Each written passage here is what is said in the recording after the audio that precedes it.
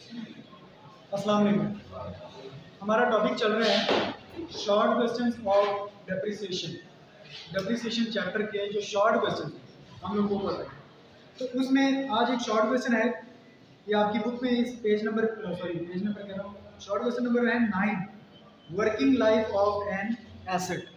Working life of an asset, working life से क्या मतलब? वैसे तो हमने पढ़ी हुई है, मेडिकल में हमने इसको यूज भी किया हुआ है। तो working life of an asset से क्या मतलब? आपके ख्याल में क्या चीज़? जब तक एसेट चल रहा है, वर्किंग लाइफ एसेट, इससे मुराद है कि जब तक वो एसेट चल रहा है और हमारी इनकम प्रोड्यूस करने में, इनकम जनरेट करने में या आमदनी हासिल करने में मदद कर रहा है, तब तक तो हम उसको चलाएंगे, उसको चलाते हैं। उसके बाद हम लोगों को लगता है जब ये एसेट अब हमारी आमदनी में उतना इजाफा नहीं कर रहा, इसके ऊपर खर्चा ज़्यादा आना शुरू हो गया है, इसकी रिपेयर होना शुरू हो गई है, या इसकी प्रोडक्शन कम हो गई है, इसकी एफिशिएंसी कम हो गई है और वो स्टैंडर्ड से बिलो चला गया है, तो हम उस एसेट की लाइफ को वहाँ पर कहते हैं ये एक्सपायर हो चुकी है। और ये लाइफ ऑफ एसेट जो है ये पहले से ही तय कर ली जाती है जब ये जो एसेट है बनाया जाता है, जब मैन्युफैक्चर किया जाता है, उसी वक्त इसकी लाइफ जो है वो दी जाती है। आप अगर मेडिसिन भी इवन देखें तो उसके ऊपर भी उसकी लाइफ लिखी होती है, ठीक है। इसी तरह आप लोग जब मैट्रेस परचेज करते हैं तो उसकी भी एक लाइफ बताते हैं कि ये 10 साल है या 5 साल है, ठीक है। इसी तरह जब आप कोई एसेट खरीदते हैं, कोई मशीनरी खरीदते हैं तो उसकी वर्किंग लाइफ बताई जाती है साल कि ये इतने साल तक इसकी लाइफ है। इवन कि आप लोग ये देख रहे हैं जो इंजीनियरिंग वाले जो पुल बनाते हैं वो उसकी भी लाइफ बताई जाती है। तो हर एसेट की एक लाइफ होती है जहाँ तक वो यूजफुल होता है, उसके बाद अगर आप उसको चलाएंगे तो वो आपके बिजनेस के लिए हो सकता है नुकसानदेह बन जाए, या वो खर्चा ज़्यादा करना शुरू हो जाए और आमदनी कम करना शुरू हो जाए, तो वो हमारे लिए प्रॉफिटेबल नहीं रहती। तो ये जो एसेट का जितनी लाइफ तक, जितने साल तक, जितने अरसे तक वो एसेट हमारे लिए इनकम जनरेट करने में हेल्प करता है, वो अरसा, वो ड्यूरेशन, वो टाइम पीरियड उसका कहलाता है वर्किंग लाइफ। क्लियर होगी बात? अब इसको पढ़ते हैं कि इसमें क्या लिखा हुआ है। The period during which an asset will help earning income of business, ठीक है। तो इनकम, बिजनेस में इनकम हासिल करने के लिए जब तक वो एसेट हेल्प करता है उस टाइम पीरियड को हम कहते हैं, जितने टाइम पीरियड तक वो हेल्प करता है उस टाइम पीरियड को हम लोग कहते हैं कि ये उसकी वर्किंग लाइफ है। उसके बाद है नंबर 10, नेक्स्ट क्वेश्चन है scrap value of an asset. अब स्क्रैप वैल्यू क्या चीज़ है? वर्किंग लाइफ का इसके साथ लिंक है, स्क्रैप वैल्यू के साथ। Scrap value, scrap value, scrap value किसे कहते हैं? शायद वर्किंग लाइफ के बाद जो बच जाता है वो स्क्रैप में सेल कर दिया जाता है, मतलब क्या यूज करने के बाद वैल्यू, स्क्रैप वैल्यू, यानी कि जब एक एसेट की वर्किंग लाइफ खत्म हो जाती है, यहाँ तक ठीक है। वर्किंग लाइफ जब खत्म होगी तो अब उसके बाद वो जितने में सेल हो सकता है, वो उसकी जितने रुपए में या जितनी कीमत में, जितनी वैल्यू पे अब वो सेल हो सकता है, वो उसकी क्या कहलाती है? Scrap value. चलो बात, अब इसको पढ़ते हैं कि प्राइस, अब देखिए उसने पहले लफ्ज ही बोले कि प्राइस, वो कीमत, द प्राइस, वो कीमत at which an asset will be sold, जिस पे वो एसेट बेचा जा सकता है at the end of its working life, इसकी वर्किंग लाइफ के एंड होने पे, ठीक है। It is also known as residual value और ब्रेकअप वैल्यू भी इसको कहते हैं। हमने रेसिडुअल वैल्यू तो पहले पढ़ा था, स्क्रैप वैल्यू या रेसिडुअल वैल्यू या सॉल्वेज वैल्यू भी इसको बोलते हैं, ठीक है। और आज एक और नया नाम भी इसके सामने आ गया कि ये इसको ब्रेकअप वैल्यू भी कहते हैं। क्लियर होगी बात? तो अगर पेपर में क्वेश्चन आता है कि डिफाइन ब्रेकअप वैल्यू, तो आपको पता होना चाहिए कि ये कौन सी वैल्यू है, ठीक है। तो पेपर में नाम, किसी भी नाम से क्वेश्चन आ सकता है, scrap value, salvage value, residual value या ब्रेकअप वैल्यू, किसी भी नाम से ये क्वेश्चन आ सकता है। अच्छा जी, उसके बाद है market price of an asset. क्या है market price of an asset? अच्छा, मार्केट प्राइस में और स्क्रैप प्राइस में, स्क्रैप वैल्यू में थोड़ा सा फर्क है। मार्केट प्राइस, ठीक है, मार्केट प्राइस सिंपल सी बात है, मार्केट प्राइस कौन सी प्राइस होती है? जिस प्राइस पे हम एक एसेट को मार्केट में सेल कर सकते हैं या जिस प्राइस पे मार्केट में उस एसेट को हम परचेज कर सकते हैं। तो जिस प्राइस पे कोई एसेट मार्केट में सेल या परचेज हो रहा होता है वो प्राइस उसकी क्या कहलाती है? Market price. सिंपल सा, ठीक है। इसका मार्केट प्राइस का वर्किंग लाइफ के साथ कोई ताल्लुक नहीं है, जबकि शेयर वैल्यू का eight the end of working life, ठीक है। स्क्रैप वैल्यू को हम लोग मार्केट वैल्यू कह सकते हैं, लेकिन हर मार्केट वैल्यू स्क्रैप वैल्यू नहीं है, ठीक है। उसके बाद अब इसको पढ़ लेते हैं, क्या लिखा है इसमें। The price at which an asset can be sold, वो प्राइस जिस पे एक एसेट को बेचा जा सकता है इन द मार्केट में is called market price. Simple है, ओके। आगे चलें, एक और क्वेश्चन है, fixed instalment method of depreciation. Fixed instalment method का दूसरा नाम क्या है? बताएं। ठीक है, स्ट्रेट लाइन मेथड भी कहते हैं इसको, फिक्स्ड इंस्टॉलमेंट मेथड। दूसरा नाम आपने बताया स्ट्रेट लाइन मेथड, तीसरा नाम क्या हो गया? Original cost method. ये सारे मेथड किस लिए हैं? क्या कैलकुलेट करने के लिए? डेप्रिसिएशन कैलकुलेट करने के लिए मेथड करना है। तो इस मेथड में क्या होता है, फिक्स्ड इंस्टॉलमेंट मेथड में क्या होता है कि डेप्रिसिएशन की वैल्यू, एनुअल डेप्रिसिएशन, खाली डेप्रिसिएशन नहीं, एनुअल डेप्रिसिएशन की वैल्यू हर साल बराबर रहती है, सेम रहती है। क्यों? क्योंकि हर साल हम लोग वो डेप्रिसिएशन जो है वो उसकी ओरिजिनल प्राइस पे ही कैलकुलेट करते हैं। चाहे तीसरे साल की डेप्रिसिएशन कैलकुलेट करो और वो जितना भी रेट होगा, फर्ज करें 10% रेट है डेप्रिसिएशन का, तो पहले साल भी 10% किसका लिया जाएगा? Original cost. दूसरे साल फिर 10% किसका लेंगे? Original cost. तीसरे साल फिर 10% किसका लेंगे? Original cost. आने वाले हर साल में उसकी ओरिजिनल कॉस्ट का ही 10% लिया जाएगा। इसलिए हर साल डेप्रिसिएशन की वैल्यू बराबर आता है। तो फिक्स्ड इंस्टॉलमेंट मेथड में डेप्रिसिएशन की वैल्यू बराबर रहती है, एनुअल डेप्रिसिएशन की वैल्यू। अब इसमें देखते हैं क्या लिखा है। अंडर दिस मेथड, इस मेथड में depreciation of an asset will be equal in each accounting year. तो इसमें क्या होगा कि हर साल, हर अकाउंटिंग पीरियड में डेप्रिसिएशन की जो वैल्यू है वो सेम रहेगी। नेक्स्ट है जी reducing balance method. Reducing balance method में क्या होता है?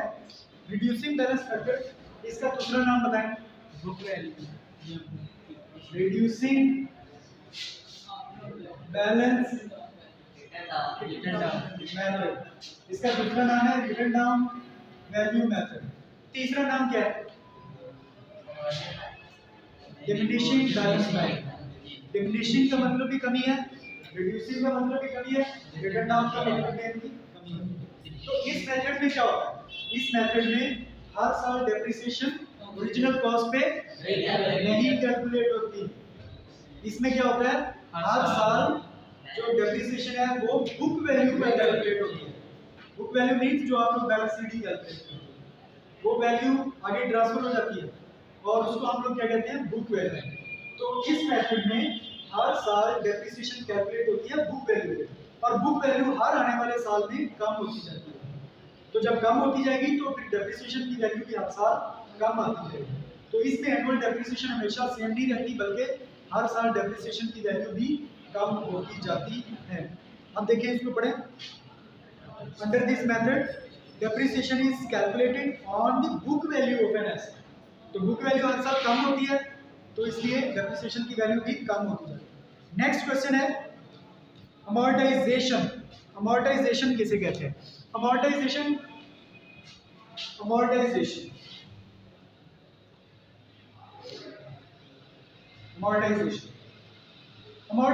भी बेसिकली डेप्रिसिएशन ही है। ये भी डेप्रिसिएशन है, लेकिन ये डेप्रिसिएशन होती है कौन से एसेट्स की? इंटेंजिबल एसेट्स की। इंटेंजिबल एसेट्स की जब डेप्रिसिएशन होती है तो उसको कहा जाता है अमोर्टाइजेशन। अब इंटेंजिबल एसेट्स कौन से होते हैं? जिनको हम छू नहीं सकते, जो कि फिजिकली एग्जिस्ट नहीं करते, जो कि राइट्स की तरह होते हैं, ठीक है। कॉपीराइट्स इसकी मिसाल है, और गुडविल इसकी मिसाल है, और पेटेंट राइट्स इसकी मिसाल है, और ट्रेडमार्क इसकी एग्जांपल है। समझ आ गई बात? जी सर। तो ये है इंटेंजिबल एसेट्स। तो इंटेंजिबल एसेट्स की जो डेफिनेशन होती है उसको क्या कहा जाता है? अमोर्टाइजेशन। ठीक है, अब पढ़ें इसको। The decrease in the value of intangible assets। समझ आ गई बात? intangible assets की वैल्यू में जो कमी होती है, ठीक है, such as patents, copyrights, goodwill etcetera, ठीक है। तो इन एसेट्स की वैल्यू में जब कमी होती है तो उनको नाम डेप्रिसिएशन नहीं दिया जाता, उसको नाम क्या दिया जाता है? अमोर्टाइजेशन। क्लियर हो गई बात? ये बहुत अहम क्वेश्चन है, पेपर में अक्सर आ जाता है। नेक्स्ट है जी, क्वेश्चन है फिक्स्ड एसेट्स किसे कहते हैं? Fixed assets. तो फिक्स्ड एसेट्स क्या होते हैं? बिल्कुल ठीक।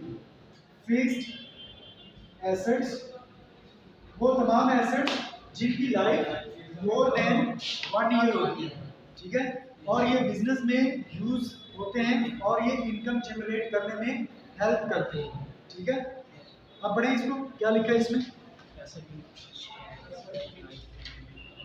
Assets which have long life, ऐसे एसेट्स जिनकी लंबी जिंदगी होती है, एंड विच आर बॉट, जो कि खरीदे गए हैं, फॉर यूज, इस्तेमाल के लिए, for a long period of time, एक लंबे अरसे तक इस्तेमाल करने के लिए खरीदे गए हैं, of time, are called fixed assets.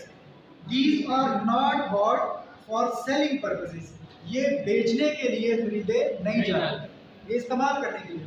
For example land, building, machinery, furniture etcetera, ठीक है, ये सारे फिक्स्ड एसेट्स। उसके बाद है जी टेंजिबल एसेट्स, और उसके बाद है इनटेंजिबल एसेट्स। वैसे तो हमने अभी डिफाइन कर लिया है, लेकिन फिर कर लेते हैं इसको। नेक्स्ट क्वेश्चन है टेंजिबल एसेट्स किसे कहते हैं? टेंजिबल एसेट्स कौन से होते हैं? जो कि फिजिकली एग्जिस्ट करते हैं, फिजिकली एग्जिस्ट करते हैं, यानी कि जो जिस्मानी वजूद रखते हैं उनको हम लोग कहते हैं कि ये फिजिकल टेंजिबल एसेट्स। तो इसकी डेफिनेशन देखें, assets which have physical existence, ऐसे असासाजात जो कि फिजिकली एग्जिस्ट करते हैं यानी कि जिस्मानी वजूद रखते हैं, and which can be seen, touched and felt, जिनको हम देख सकते हैं, छू सकते हैं और महसूस कर सकते हैं, are called tangible assets. For example building, machinery, furniture etcetera. उसके बाद है इनटेंजिबल एसेट्स, वो हमने अभी इधर डिफाइन कर दिया है, वो तमाम एसेट्स जो कि फिजिकली एग्जिस्ट नहीं करते, ठीक है, और जिनको हम लोग टच नहीं कर सकते, जिनको हम लोग फील नहीं कर सकते, जिनको हम लोग देख नहीं सकते, ये सारे क्या हैं? लेकिन उनकी मार्केट वैल्यू होती है। क्योंकि आप सोच सकते हैं, आपसे कोई पूछ सकता है कि भाई ये अगर कोई ऐसे फिजिकल, ये अगर जिस्मानी वजूद ही नहीं रखते, इनको आप देख नहीं सकते हो, इसको आप लोग टच नहीं कर सकते, इसको आप फील नहीं कर सकते हो, तो इसको आप एसेट क्यों कह रहे हैं? इसको एसेट इसलिए कहते हैं क्योंकि इनकी एक वैल्यू होती है और इनको हम लोग सेल भी कर सकते हैं और परचेज भी कर सकते हैं और इनसे बिजनेस को फायदा भी होता है, ठीक है, इसलिए हम लोग इनको एसेट्स का नाम देते हैं। अब देखें जी, assets which have no physical existence and which can not be seen, touched but can be felt are called intangible assets, for example goodwill, patent rights, trademark etc. okay, next है जी wasting assets. कल मैंने आपको बताया था wasting assets कौन से हैं, जो नहीं वो तो एग्जांपल हो जाएगी के साथ साथ जिनकी वैल्यू जीरो हो जाती है, वेस्टिंग एसेट्स, जिनको इस्तेमाल करते रहें तो उनकी वैल्यू जीरो हो जाती है, बिल्कुल जीरो हो जाते हैं, उनको हम लोग कहते हैं वेस्टिंग एसेट्स, जो कंप्लीटली एग्जॉस्ट हो जाते हैं, मुकम्मल तौर पे जो खत्म हो जाते हैं। अच्छा जी, इसको पढ़ें तो क्या लिखा है इसमें? Assets whose value gradually reduces on account of use, ऐसे एसेट्स जो कि इस्तेमाल करने की वजह से जिनकी वैल्यू में ग्रेजुअली डिक्रीज आता है, कमी आती है, एंड फाइनली एग्जॉस्ट कंप्लीटली, और आखिरकार मुकम्मल तौर पे खत्म हो जाते हैं, are called wasting assets. For example mine, ठीक है, माइंड मतलब कान, किसी भी चीज़ की कान, लोहे की कान, सोने की कान, नमक की कान, ठीक है, उसको माइंड कहते हैं। फॉरेस्ट यानी कि जंगलात, इनको आप अगर इस्तेमाल करते रहेंगे तो एक वक्त आएगा कि ये बिल्कुल इनकी वैल्यू जीरो हो जाती है, कंप्लीटली एग्जॉस्ट हो जाती है। उसके बाद है जी रिजर्व्स। रिजर्व्स का क्या मतलब है, इसको हम लोग पहले हमने नहीं डिस्कस किया हुआ, तो आप जरा ध्यान से समझिए इसको।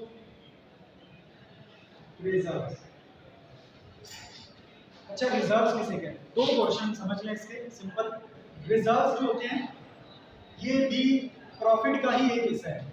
जब कारोबार को साल के एंड पे हम कैलकुलेट करते हैं कि प्रॉफिट कितना होगा, जब प्रॉफिट कैलकुलेट हो जाता है तो उसमें से कुछ हिस्सा प्रॉफिट का जो उसके ऑनर होते हैं उनको दे दिया जाता है।